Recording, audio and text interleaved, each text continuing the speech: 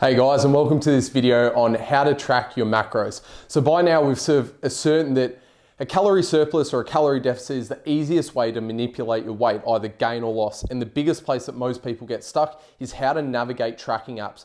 So the most common app and the app that we'll be using is MyFitnessPal, but the same techniques that we use in this video you can apply to either Keystone, Chronometer, or whichever tracking app you want.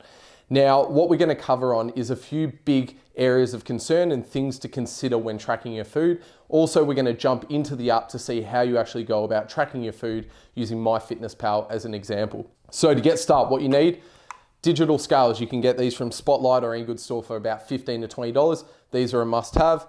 And what we have is a selection of food here, and the way and type that you track this food differs depending on the type of food that it is. Now, some types of food you're going to be able to scan and track very easily, and some types of food is going to require a bit more intricacy and deliberation when you're trying to track. So what we're going to start off with is rice. So rice here, you have uncooked and you also have cooked rice. So the biggest discrepancy here is in volume and how these differences can appear when you go to track. So dry rice is obviously more condensed, so you get a higher amount of carbs per gram, whereas rice has been cooked, has obviously absorbed a lot of water, and you get less amount of carbs. So a lot of the time people will make the mistake of either tracking carbs cooked when the value is for uncooked, or tracking it when it's uncooked and the value is for cooked. So the most important thing is to be really careful about which type of tracking that you're doing. Now for rice, I suggest that you cook this in bulk and track it as cooked.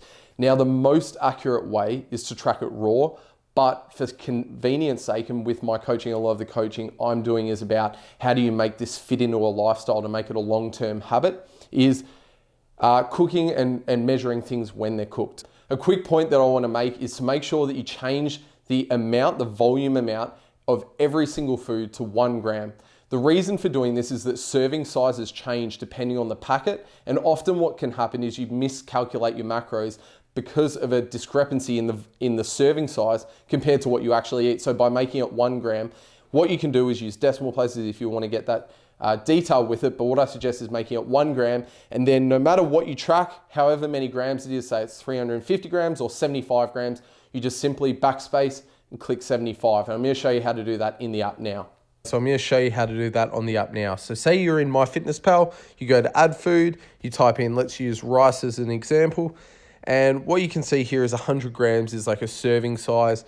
That's a example listed here. So say you wanted 350 grams.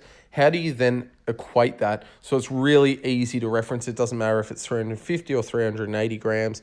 Whatever amount that you've put on the scales and measured, how can you do that easily? Well, you click the serving size, select the 1 gram option, and then if it's 372 grams, for instance, you can enter that really quickly. And that 1 gram option will be available for pretty much any food available in the app.